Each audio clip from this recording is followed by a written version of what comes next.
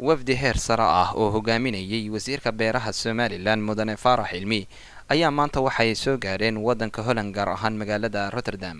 wafdigan oo hogaaminaya wasiirku ayaa waxaa ka mid ahaa xildhibaan Cali Marreexaan, xildhibaan Maxamed Yuusuf Waabeeye, xoghayaha madaxweynaha Somaliland Mudane Mawlid.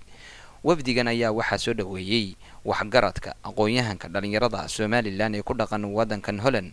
soo dhaweynta ayaa sidoo kale waxaa ka qayb qaatay fanaanka weyn ee reer Holland ee Mukhtaar Oday.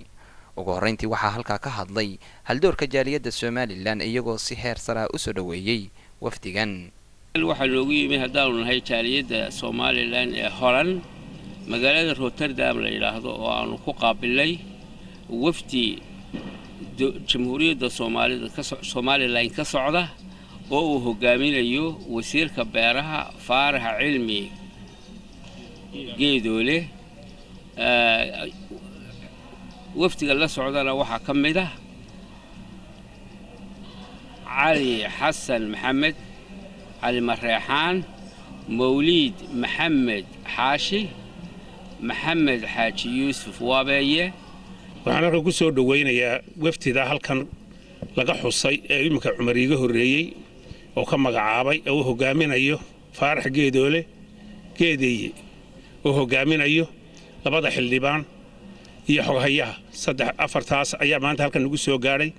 haddaanu nahay jaaliyadda Holland si aad iyo aad leh ayaanu u soo dhaweynaynaa guurtida jaaliyadda Somaliland ee Netherland odayaasha dhalinyarada bulshada reer Somaliland ama jaaliyadda Somaliland ee ku nool dalkan Netherland. waxaan ku salaamaynaa marka hore salaanta islaamka. assalaamu calaykum waraxmatullaahi wabarakaatu.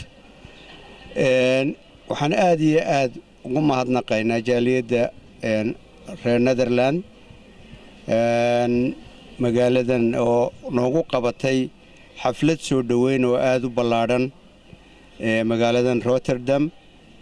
aad iyo aad baan ugu mahadnaqaynaa dadka reer Holland ama Somaliland ee ku nool dalkan.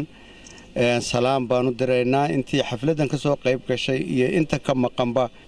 wafdigan oo hogaaminayay wasiirka beeraha Somaliland ayaa waxay la kulmi doonaa maalinimada Sabtida ah jaaliyadda Somaliland ee ku dhaqan wadankan Holland. waa Axmed Saciid Cali Axmed Sugulle, wararka Hon Cable, magaalada Rotterdam, wadanka Holland.